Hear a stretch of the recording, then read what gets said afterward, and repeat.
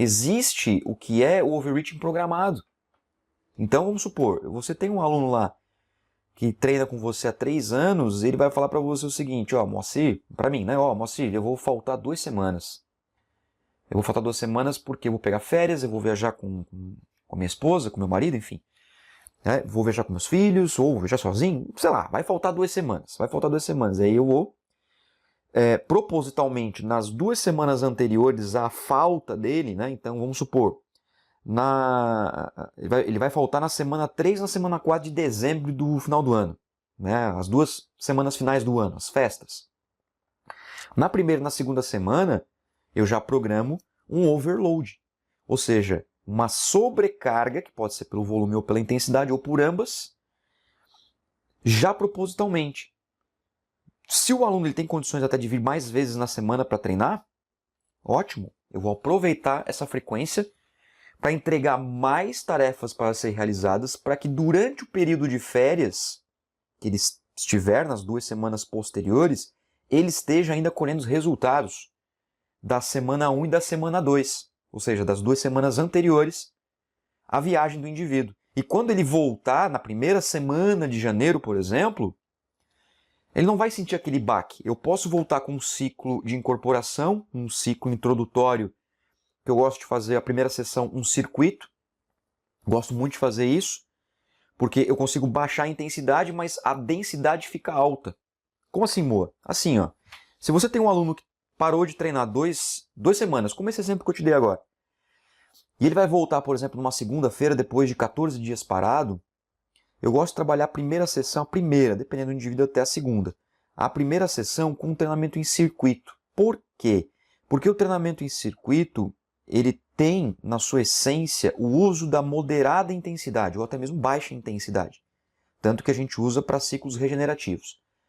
Tá, mas por que isso é importante? Porque o circuito, ele é uma estratégia que não existe intervalo entre os exercícios. Eu vou melhorar a frase, não é que não existe intervalo, é que o intervalo ele é mínimo. Você faz o exercício 1, sai do 1, vai para o 2, vai do 2 para o 3, com um mínimo de intervalo, fazendo uma série de cada exercício, apenas uma série. Ou seja, você não faz 3 séries, você faz 3 passagens. Vamos supor, eu peguei lá supino, puxador, bíceps barra, extensão de cotovelo polia, tríceps polia, desenvolvimento, agachamento, leg press. Pronto, exercícios gerais, bem de boa para fazer o aluno voltar.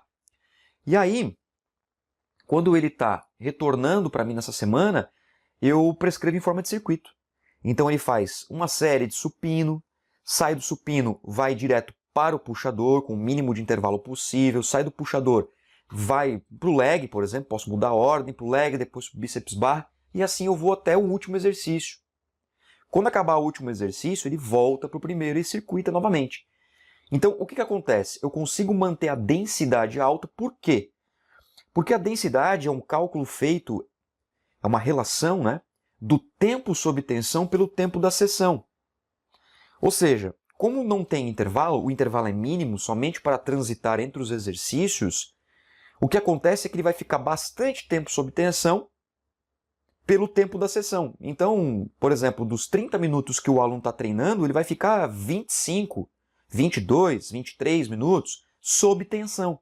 E aí quando eu pego, por exemplo, vai lá, 20, vou botar aqui 21 minutos, 22 minutos, dividido por 30, eu tenho uma densidade de 70%. É uma alta densidade.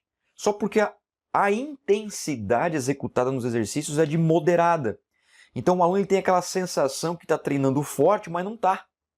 Ele tem aquela sensação que está treinando com uma certa intensidade por causa da densidade, ou seja, por causa dos pequenos intervalos, mínimos intervalos de transição que existem entre os exercícios. É assim que a gente trabalha de uma forma usando os elementos de carga de treino, porque a densidade é sim um elemento de carga de treino. Eu gosto de fazer essa estratégia porque, por causa da densidade do circuito, eu mantenho um aluno motivado.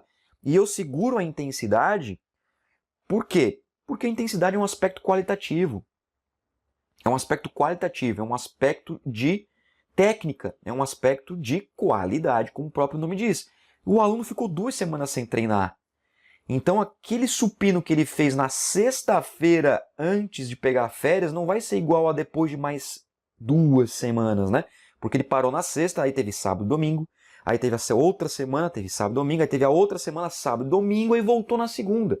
Passou aí 16, 17 dias sem treinar.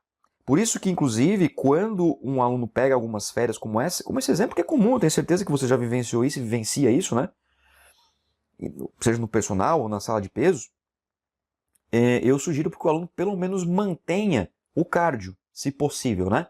Por exemplo, vai fazer uma caminhada, tenta fazer as coisas a pé, se for possível, né?